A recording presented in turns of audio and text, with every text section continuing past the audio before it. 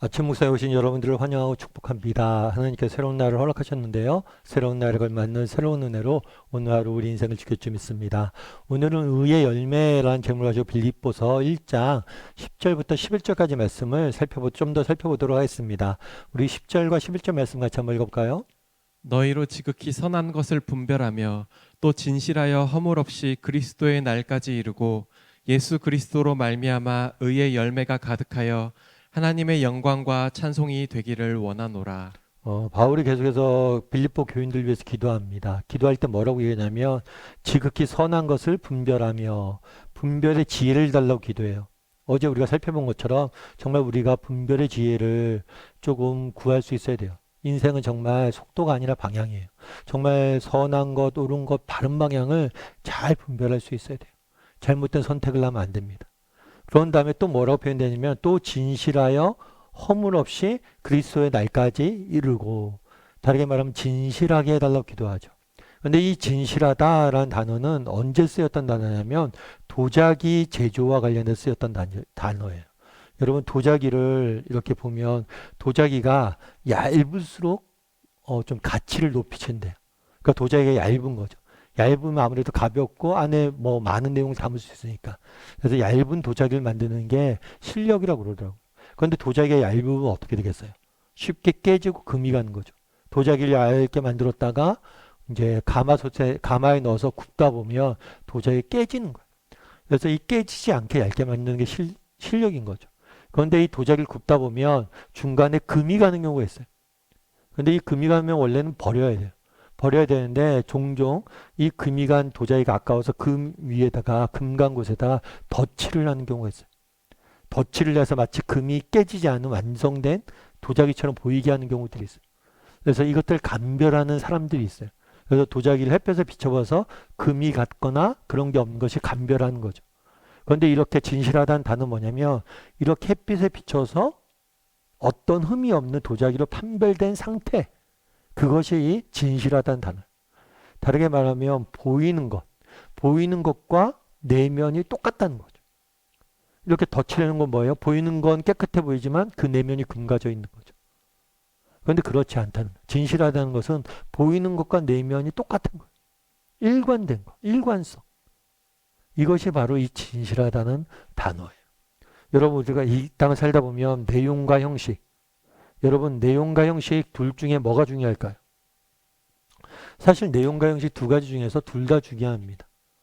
정말 우리가 때로는 내용이 없지만 형식을 갖춰야 될 경우들이 있어요. 예를 들면 그런 거죠. 올 예배드리러 나옵니다. 예배드리러 나오는데 마음이 편치가 않아요. 예배드리기 싫어요. 그런데 막상 앉아서 예배드리다 보면 뭐예요? 예배가 주는 은혜가 있어요. 예배 주는 정이 있는 거죠. 그러니까 마음이 없이 예배를 드리기 시작했는데 예배 드리다 보니까 마음이 변화되는 경우들이 있어요. 따라서 우리가 내용이 없더라도 형식을 무시하면 안 돼요. 형식이라도 갖춰야 돼. 노력해야 돼요. 다만 형식만 있어서는 안 돼요. 그거는 우리 그리스도인들 기본적으로 성경의 기본적인 윤리는 내면의 모습을 보는 거예요. 단순히 세상 사람들은 사람을 실제로 죽이는 것만 해도 살인이라고 이야기하지만 우리는 미워하는 것만으로도 살인이라고 이야기하죠. 그만큼 우리는 내면을 중요시 여겨요. 그래서 우리는 정말 형식을 무시해서도 안 되지만 형식에 걸맞는 내면이 갖추어질 수 있도록 노력해야 돼요. 그래서 진실된다는 건 그런 거예요. 내면과 형식이 일치하는 것. 겉보는 것과 내면이 일치하는 것.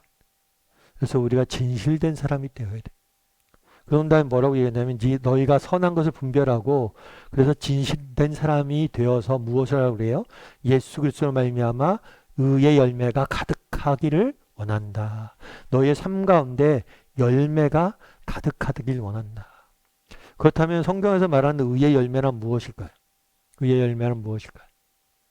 여러 가지로 설명이 가능할 것 같아요. 그런데 여러분 사과나무에는 뭐가 열려요?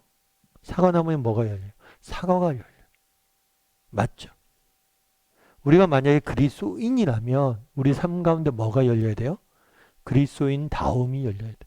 다르게 말하면 오늘 본문에 그렇게 됐잖아요. 예수 그리스도를 말미암아 우리가 예수님을 믿는 사람이잖아요.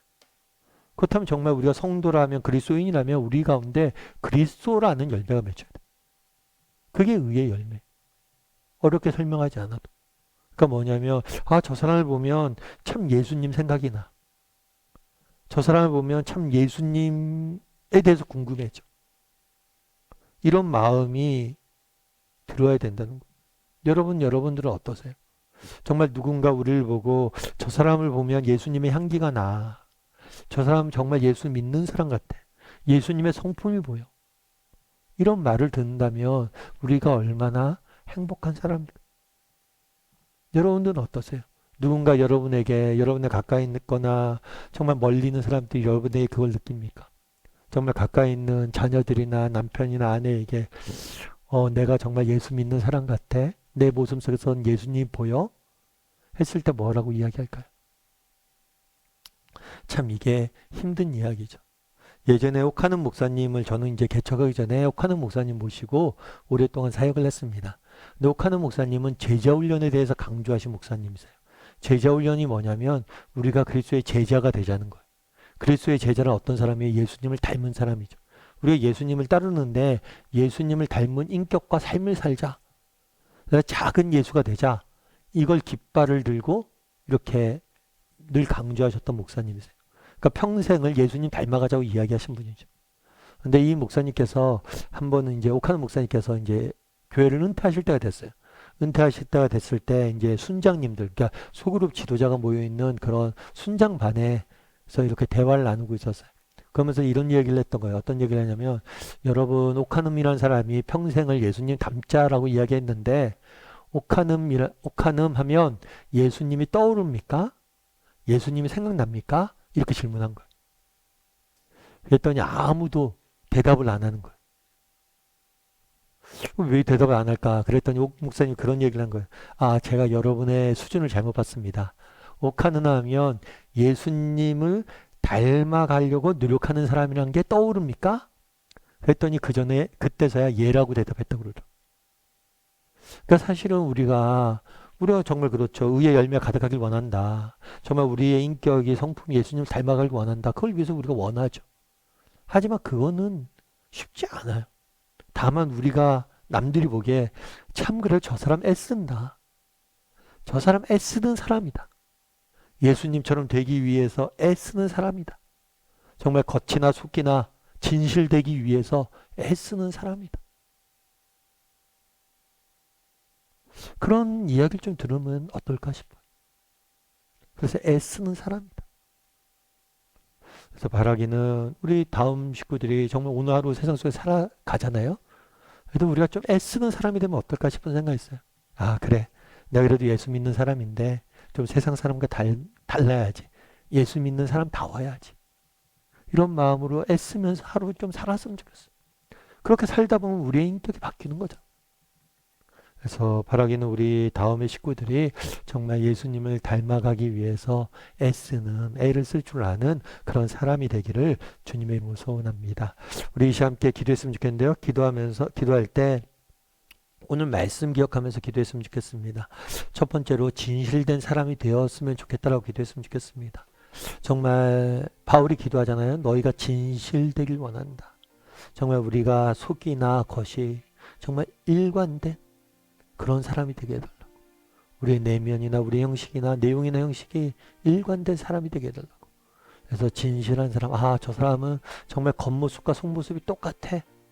이렇게 진실된 사람이 될 수 있도록 노력하는 하루가 되게 해달라고 기도해 주시고, 또 기도하실 때 참 우리가 내 삶 가운데 정말 그리스도를 닮아가기 위해서 애쓰는 사람이 되게 해달라고.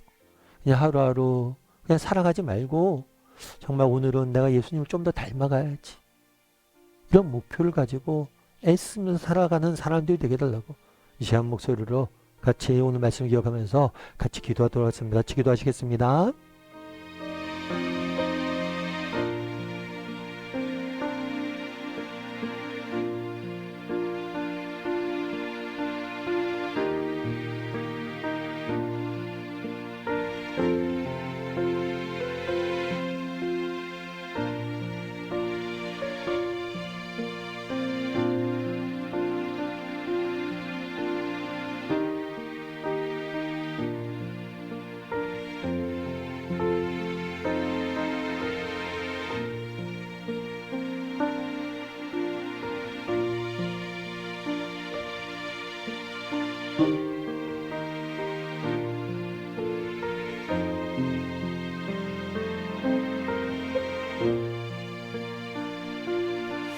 사랑의 하나님, 정말 그날의 바울의 기도처럼 우리가 진실된 사람이 되게 도와주시옵소서.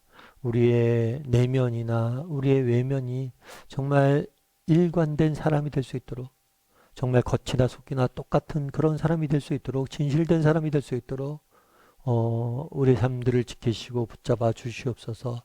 또한 우리의 삶 가운데 바울의 기도한 것처럼 의의 열매가 가득하길 원합니다.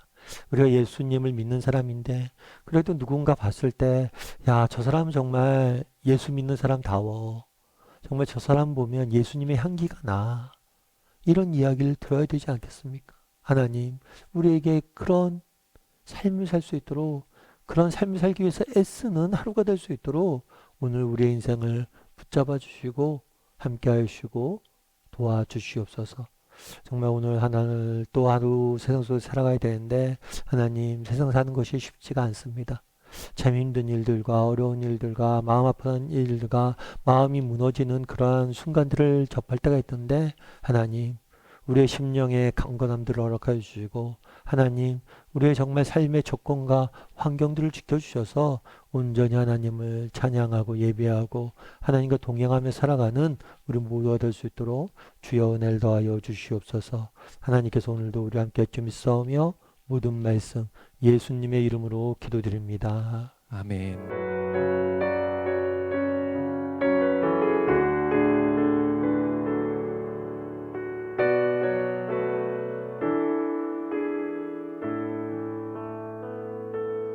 우리 보좌 앞에 모였네.